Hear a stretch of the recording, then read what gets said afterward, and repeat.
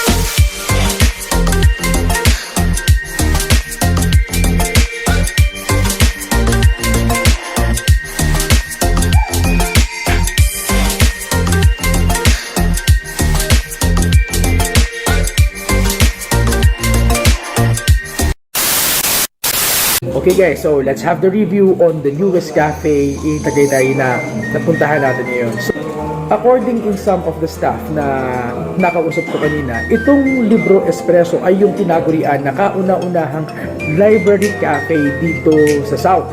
So, isa ito sa mga newest branches na itinayo ng naturang franchise. So, according din sa staff na nakakwentuhan ko kanina, so meron tong mga branches, more particularly in Batangas kung saan dito yung main branch. Then, at the same time, meron din daw in other parts ng Batangas. And kung kabig ang pag-uusapan, aside sa Tagaytay, meron na rin ngayon ang Libro Espresso sa Imus.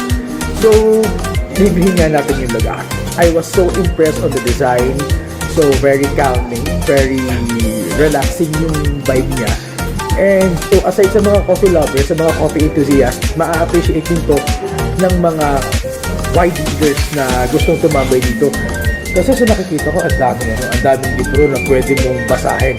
Meron for education, meron to get prior knowledge, and meron din for amusement and entertainment. So, yung aesthetic vibe niya, talagang ano mo yun, yung library and cafe in one particular interior design.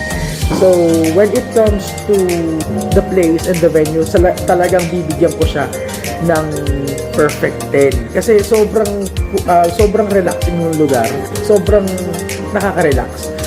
Pangalawa, so yung food as overall, light kainin, hindi mabigat sa tiyan. And at the same time, sobrang sarap niya. So, umorder ako kanina ng chocolate banana cream waffle at saka ng tuna pasta. And of course, meron din tayo dito na Spanish latte. So, yung overall taste niya, tuna pasta, hindi siya salty. Pero yung creaminess niya, a-appreciate ko yung taste niya. Lalo-lalo na nakakakita ako ng tomato as an additional ingredient and topping. Sobrang sarap nito. Then at the same time, yung kinain ko kanina na chocolate banana cream waffle, yung tamis niya, saktong-sakto, hindi nakakaumay kainin. Tapos yung cream, yun yung nagdadagdag ng flavor dun sa waffle, which is sobrang sarap niya. Samantalang dun sa Spanish latte, yeah, the taste was good at saka nakakagising din ng diwa at the same time. So, I will be rating all of it 9/10 naman.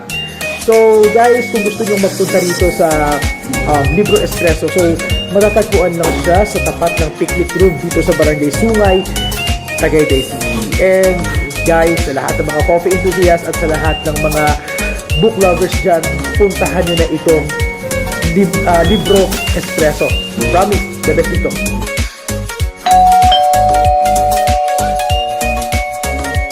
So guys, so ayan na po, dyan na po nagtatapos yung ating vlog ngayong araw na to. So, to keep you posted and updated, so pakitingnan lamang po ang ating mga social. So, see you on the next vlog. Adios mga kapatid. Bye!